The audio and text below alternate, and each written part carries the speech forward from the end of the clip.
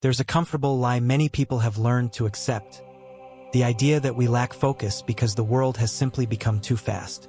As if distraction were just an unavoidable side effect of technology, work, or modern life. But the truth is more uncomfortable and more dangerous. Focusing was never easy. The difference now is that your attention has become a product. And when something becomes a product, someone profits every time you lose control over it. The paradox is simple. Everything people want most, peace, clarity, success, purpose, requires sustained attention. Yet almost no one protects that resource. Notifications, other people's opinions, false urgencies, and constant anxiety compete for every second of the mind. The real battle isn't against the world, it's against noise. And the Stoics, living in times just as chaotic as ours, discovered something that today works like a competitive advantage. Focus doesn't come from external silence, it comes from internal mastery. This video explores how they did it, why distraction is a modern form of slavery, how to protect your mind in the middle of constant noise, and which simple practices still work today to reclaim mental control. Because if you don't govern your own attention, someone else will. And it will almost never be in your favor. Most people don't realize this, but a quiet idea can change everything. Attention is not neutral, innocent, or automatic. Attention is territory. And like any valuable territory, it's constantly under attack. When the mind works like a city without walls, anything gets in: notifications, opinions, invented urgencies, pointless comparisons. The result is a strange kind of exhaustion without real effort, as if the day were intense. Yet nothing meaningful was built. That's the modern danger.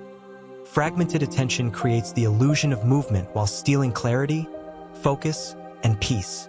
Marcus Aurelius practiced a simple but uncomfortable exercise. At random moments, he would ask himself what his mind was focused on right now. It wasn't moral judgment, it was a test of sovereignty. If someone interrupted you right now and asked, "What are you thinking about?" would your answer be clear or confused? That detail separates those who govern their own minds from those who live under external rule. Whoever doesn't choose where attention goes ends up living by the world's agenda. And the world, let's be honest, has no interest in giving focus back, only in slowly consuming it. Which raises an unavoidable question for the next point. Many people spend their entire lives believing focus is a result of the right environment. Calmer day, fewer messages, less noise, less pressure. The problem is that day almost never comes. The world doesn't pause so you can organize your mind. The Stoics understood this early on. Anyone who depends on external silence for clarity becomes a hostage to chaos. Focus, in this sense, isn't escaping noise. It's learning to remain whole even when everything around you pulls your attention outward.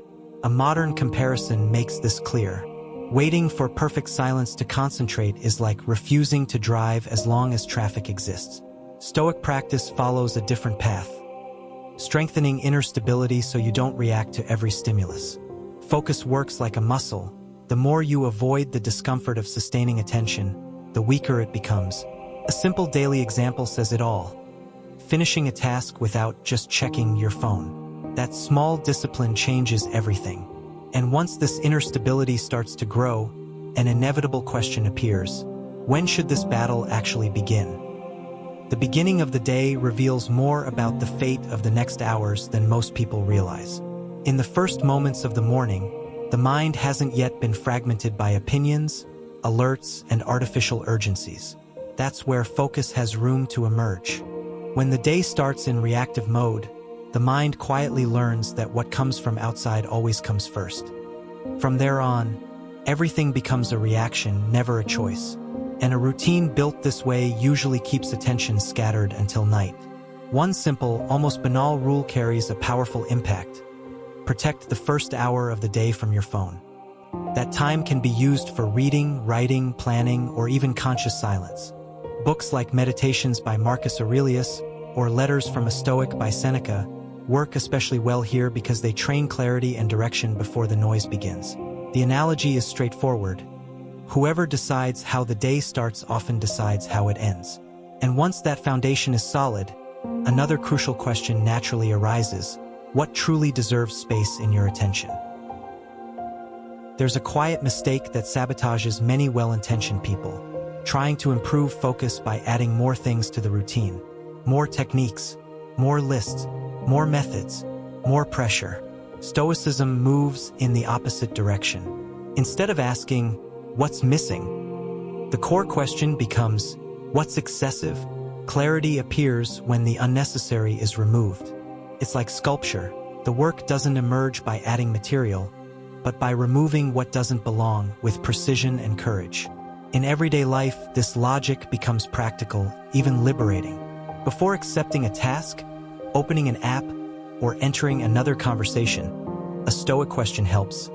Is this essential right now? Many distractions are sophisticated, well-packaged, disguised as productivity, but they're still distractions. Saying no without guilt is a rare but decisive skill.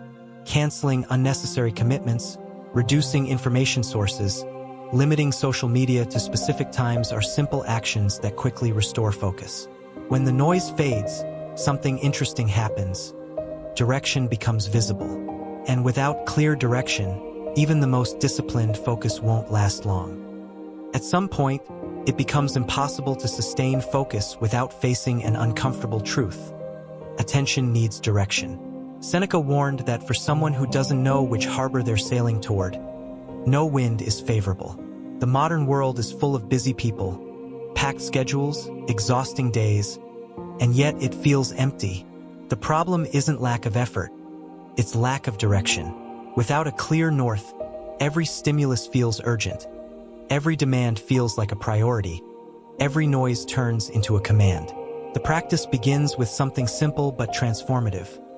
Learning to separate what's urgent from what's important before acting. Urgent things shout and create anxiety. Important things require patience and rarely make noise. A useful exercise is to write down, at the start of the week, 3 things that genuinely move your life forward. Learning a skill, improving health, creating something meaningful, and use them as a daily filter. When direction becomes clear, focus stops being constant effort and becomes a natural consequence. Still, even with clarity, one final challenge remains.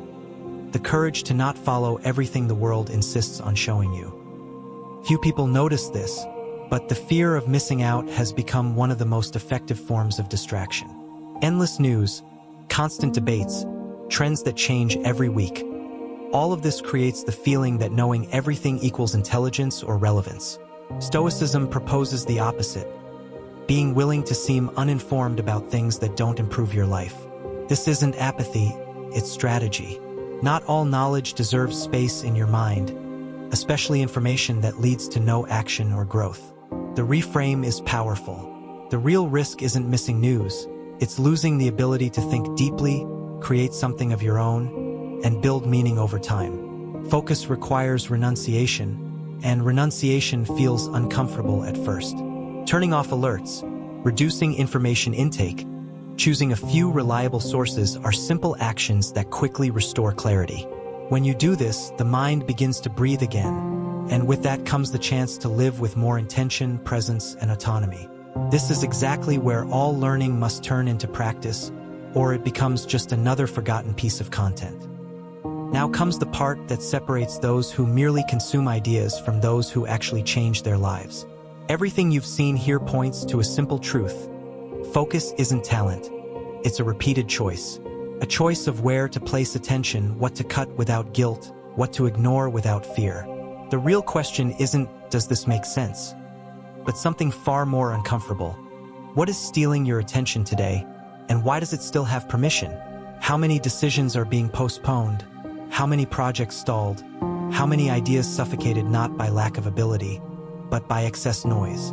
It's worth reflecting honestly. What would change if the first hour of your day were protected? If fewer opinions entered your mind? If only the essential had space? Focus doesn't require a perfect life. It requires the courage to swim against the current. The courage to miss out, to say no, to sustain inner silence in a world addicted to noise. The transformation starts small, almost invisible, but grows fast when practiced daily. So here's the invitation. What habit will you cut today to reclaim your attention? and what direction truly deserves the best of your energy. If this content brought clarity, challenge yourself to go further.